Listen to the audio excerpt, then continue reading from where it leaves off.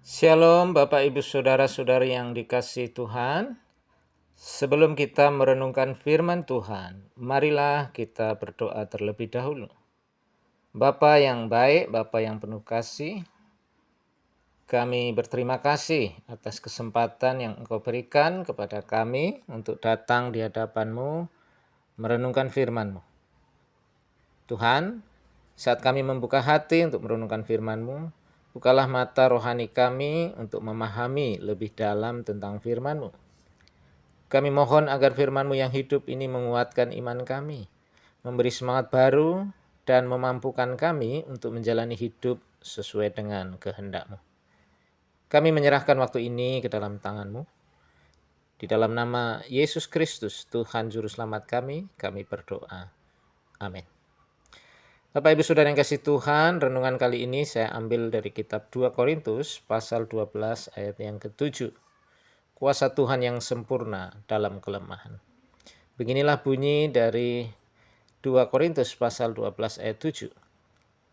Dan supaya aku jangan meninggikan diri karena penyataan-penyataan yang luar biasa itu, maka aku diberi suatu duri di dalam dagingku, yaitu seorang utusan iblis untuk menggocoh aku, supaya aku jangan meninggikan diri.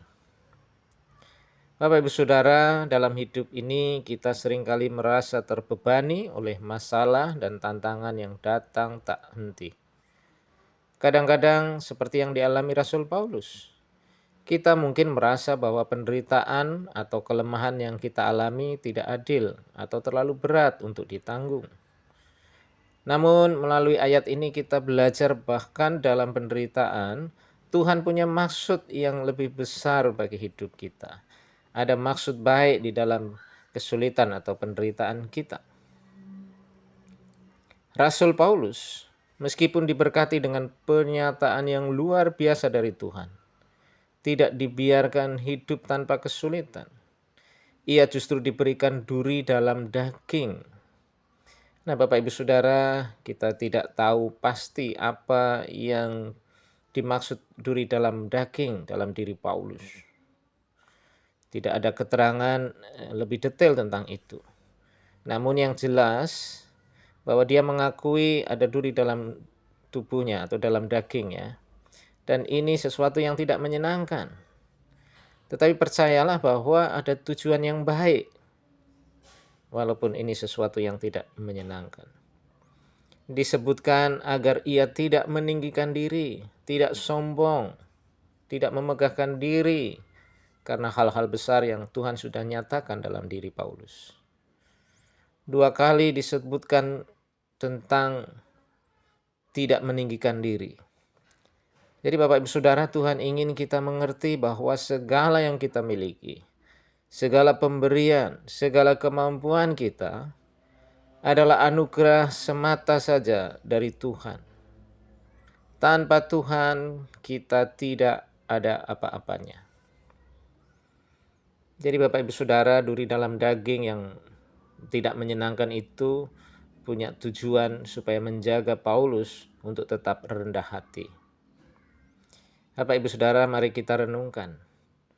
Pernahkah kita merasa sombong atau merasa lebih tinggi dari orang lain karena keberhasilan atau kemampuan yang kita miliki? Dalam teks ini kita diingatkan bahwa semua yang kita terima adalah kasih karunia Tuhan. Dan kita tidak boleh meninggikan diri. Bahkan dalam kelemahan dan penderitaan Tuhan tetap menyertai kita, mengingatkan kita untuk tetap rendah hati dan mengandalkan Tuhan saja.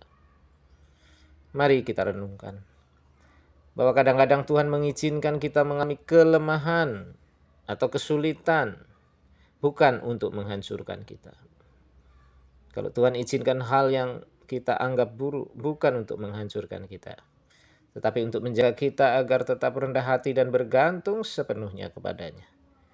Kelemahan kita adalah tempat di mana kuasa Tuhan justru dinyatakan dengan sempurna. Bapak Ibu Saudara, mari kita berdoa. Tuhan, terima kasih untuk kasih karunia-Mu yang sempurna dalam kelemahan kami. Ampuni kami jika kami pernah meninggikan diri dan lupa bahwa semua yang kami miliki adalah anugerah dari-Mu. Ajar kami untuk tetap rendah hati dan mengandalkan kekuatan-Mu saja dalam setiap langkah hidup kami. Di dalam nama Yesus Kristus, Tuhan Juru Selamat kami berdoa. Amin. Bapak Ibu Saudara, terima kasih sudah mendengarkan renungan ini. Kita akan berjumpa kembali renungan-renungan berikutnya. Tuhan memberkati kita semua. Amin.